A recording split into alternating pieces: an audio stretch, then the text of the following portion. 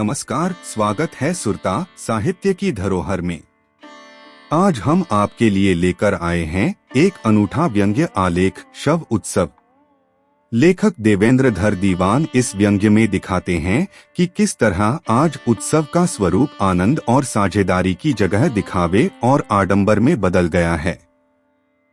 आलेख में मृत्यु को एक उत्सव की तरह चित्रित किया गया है, जहां भीड़, शोक, भाषण, राजनीति, धर्माचार्य, पत्रकार और साहूकार सब अपने अपने स्वार्थ और भूमिका के साथ उपस्थित हैं। साथ ही लेखक हमें यह भी याद दिलाते हैं कि समय काल भी जीवन का सबसे बड़ा शिक्षक है। यह आलेख व्यंग्य के माध्यम से गहरी सामाजिक सच्चाइयों को उजागर करता है। तो आइए सुनते हैं यह व्यंग्य आलेख शव उत्सव।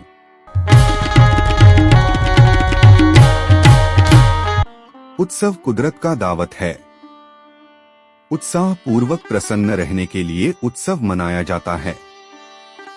जल थल जीवी पशु पक्षी तथा वनस्पति उत्सव का आखेट करते दिखते हैं। मानव जगत में उत्सव का भंडार है। उत्सव भोग नहीं है, अपितु आदान प्रदान करने की प्रक्रिया है, जिससे परस्पर आनंदानुभूति का संबंध होवे। इस समय उत्सव को आडंबर तथा दंभ का रूप दे दिया गया है। प्रदर्शनकारी जलसाप्राय सहिष्णुता का हनन करता है। कभी कभी यह पर्व हिंसा में बदल जाता है। वैसे भी दिखावटी उत्सव नीरस व फीका रहता है। मैं देख रहा हूँ कि मैं मर गया हूँ। मेरी मृत्यु उत्सव बहुत दुखदाई है। मेरे अमूल्य शरीर को प्राण त्याग दिया है। मेरी अमिट आत्मा देह से पृथक होकर इस दुखद पर्व को दृष्टिपात कर रहा है। आत्मा अनश्वर तथा इंद्रिय विहीन मात्र प्रतीक है। यह परमात्मा का अविच्छिन्न अंश है। हवा, पानी तथा अग्नि से प्रभावित है। मेरी मौत ने बहुतों को झकझोर दिया है, क्योंकि मेरा जीवन काल बहुतों के लिए उपयोगी था। मैं आडंबर जगत का प्रिय व्यक्ति था। मेरी परमार्थ परायणता में स्वार्थ सिद्धि का कलात्मक गुण था। मेरी मृत्यु शैया से लेकर आसपास काफी लोग एकत्रित हो गए थे। इस करुण क्रंदन बेला में कोई विलाप कर रहा था, कुछ लोग प्रलाप कर रहे थे। यह सारे सुल्तान मिलकर एक विचित्र अलाप का रंग दे रहा था। मेरी माँ शोकाक्रांत थी। माँ के हृदय से कोख का संधि रहता है। इसी संधि को विच्छेद कर मैंने जन्म लिया था। इसलिए माँ अपनी संतान को अपना ही अंग मानती है। शायद कालांतर में संतान पृथ काव्य का रूप ले लेता है। माँ भारती की धारा में मानव जन्म नहीं लेता, बल्कि मानवता जन्म लेती है। मृत्यु उत्सव की भीड़ बेलगाम थी स्थानीय एवं क्षेत्रीय लोकप्रिय समाहित है। राजनेता, धर्माचार्य, साहित्यकार, पत्रकार, साहूकार, कर्जदार, अनजान परिचित, तमाशाबिन तथा फालतू फंड इत्यादि लोग समागत थे। इस तरह मेरे अनुमान से बेहतर भीड़ थी। मेरी आत्मा इस महान पर्व पर गौरवान्वित हो रहा था। कुछ समय बाद मेरा उपयोग हिनाकाया जलकर नष्ट होने वाला है। इसमें पुष्पमाला तथा गुच्छ लादे गए। जीते जी ऐसा सम्मान नसीब नहीं हुआ था। विभिन्न नियमों एवं नीतियों से शव पूजन पश्चात मेरी अंतिम यात्रा शव धाम की ओर रामोच्चारण के साथ गमन किया। आत्मा अभिज्ञानी है। वह सजीव व्यक्ति के आंतरिक भाव के अपने प्रभु प्रदत्त चैतन्य शक्ति से ज्ञात कर लेता है कि किस व्यक्ति के मन में ऐसी भावनाएं प्रवाहित हो रही हैं। राजनेताओं को मेरी मृत्यु से राहत पूर्ण खुशी थी, क्योंकि मैं उभय पक्ष विपक्ष में दावेदारी का मजबूत विकल्प था। मैं कूटनीति व चुनावी रणनीति का चतुर बाजीगर था। समय समय पर मैं उनको युक्तियुक्त मशविरा दिया करता था। उनको लाभ भी दे होता था। यह महोदय हमारी साहित्यकार जी हैं, जो आदतन महाचोर हैं। साहित्य चोरी का व्यवसाय के बदौलत इन्हें राष्ट्रीय अकादमी पुरस्कार से पुरस्कृत करके ऊंचे ओहदे में स्थापित किया गया है। हमेशा सत्ता पक्ष के निवेदक रहने के कारण इनको कभी परेशानी नहीं हुआ है। पत्रकार पत्रकारिता से ज्यादा चाटुकारिता की आदी है। कैमरा से तस्वीर कैद कर रहे हैं, अखबार में प्रकाशन हेतु महिमामंडित लेख स्थल के लिए तथ्य संकलन में व्यस्त हैं। आचार्य जी इस भीड़ में अपनी महत्ता को सर्वोपरि करने की यत्न में जुटे हैं। धर्माचार्य पूज्य एवं उपयोगी होते हैं, इस भाव का सार संभाल रहे हैं। दान दक्षिणा के लिए उनका गणितीय बुद्धि तीव्र है, मृत क्रिया कर्म की लंबी सूची तैयार करके आए हैं। अपने अशुद्ध मन को गंगाजल से बार बार आचमन कर शुद्ध कर रहे हैं। साहूकार सुखचैन बहुत दुखी हैं, क्योंकि मैंने उनसे सूद पर रोकड़ा कर्ज ले रखा था।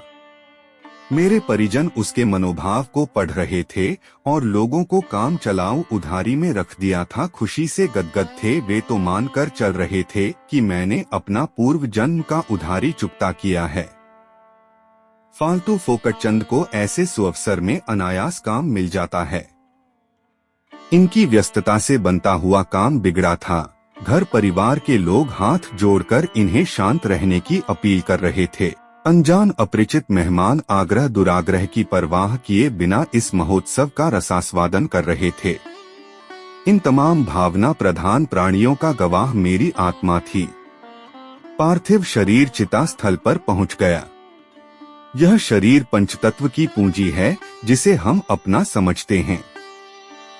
हमारे जीवन के अत से इति तक परमात्मा का धरोहर है। मजहब का फरमान है, ये बंदे तो खुदा का अमानत है, इसे खयानत मत करना, वरना मालिक के दरबार में सबका हिसाब करना होगा। शवदाह का रचना किया गया। अंत्येष्टि संस्कार धर्म विधान तथा रीति नीति अनुसार संपन्न हुआ। इस प्राणी देह तथा अग्नि का संबंध स्थापित करने के लिए अग्न्याधान किया गया। दहकता हुआ पावक शरीर को पावन कर लिया, मेरी काया भस्मीभूत हो गया। भास्कर देव अपने तपते हुए धूप का विस्तार किया हुआ था।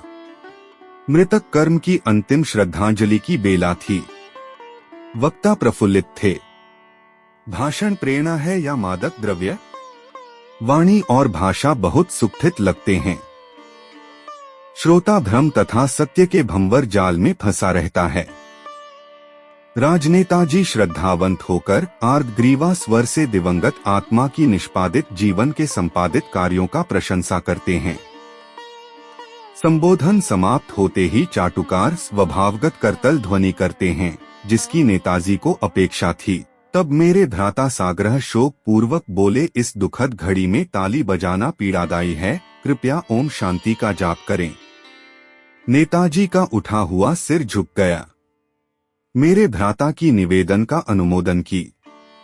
तत्पश्चात नेताजी अन्य जगह शोक मिलन के लिए प्रस्थान किए।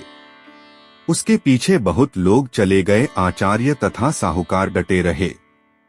चीता में चिरागंध त्वचागंध महक रहा था। शमशान खाली हो गया था। जीवित व्यक्ति अपने गंतव्य की ओर पलायन हो रहे थे। मेरे देहयष्टि के जले हुए अस्थि धधक रहा था। मेरी आत्मा अब तनाव मुक्त हो गया है। मेरे समक्ष विशालकाय काल दावानल की तरह अविचल रूप से कायम है। मैंने उनसे पूछा, आप कौन हैं?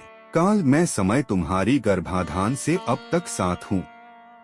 चंद पल के बाद मेरी विदाई है, मेरा उपयोग कर लो। मैंने उनसे ब्रह्मांड दर्शन का अनुरोध किया। उन्होंने कुछ क्षण में अपने अपरिमित वेग से समस्त धाम का यात्रा कराया। आत्मा इंद्रियों से परे चैतन्यता का समग्र सागर है। मुझे काल का मर्म समझ में आ गया, लेकिन इसके व्याख्या की जिज्ञासा हुई। मैंने काल से अभ्यर्थना पूर्वक काल महत्व वर्णन हेतु निवेदन किया। काल, मैं सगुण निर्गुण साकार निराकार कामना वासना से मुक्त स्थिर तत्व हूँ। भौतिक जगत के प्राणियों का मुझसे बड़ा कोई सगा संबंधी नहीं है। सबका साथ छूट जाता है, लेकिन मैं साए प्रतिबिंब की तरह निरंतर साथ में रहता हूँ। मेरी विद्यापीठ की कक्षाएं लगातार गतिमान हैं। इस पाठशाला के शिक्षक तथा शिष्य स्वयं तुम हो, बशर्ते मुझे साक्षी करना होगा। मैं समय तुम्हारे पिछलगू नहीं हूँ, इसलिए तुम्हारे आगे पीछे नहीं चलता।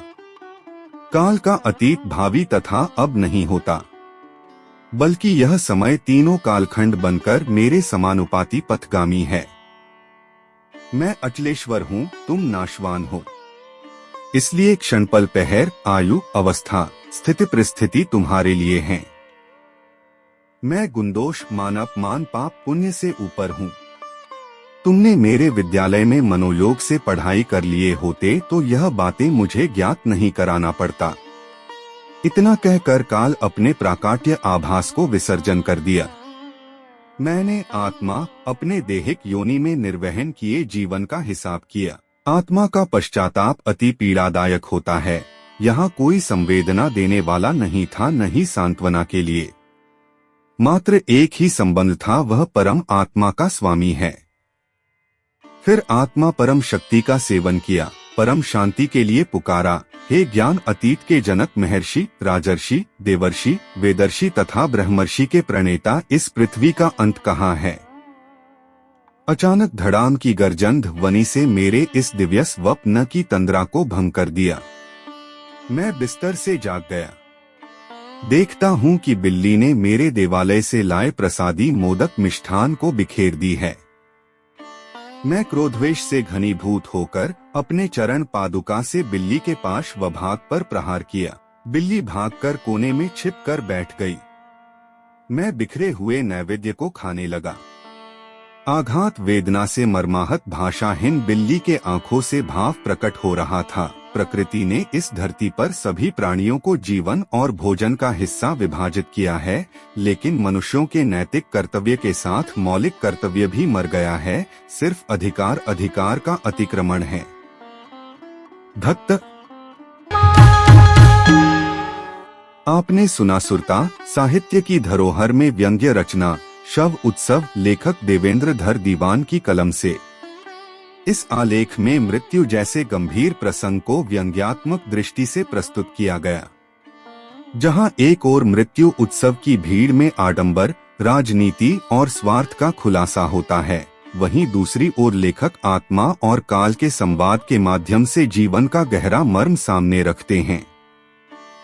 अंत में यह व्यंग्य हमें आईना दिखाता है कि मनुष्य अधिकारों की खोज में अपने नैतिक और मौलिक कर्तव्यों को खो चुका है।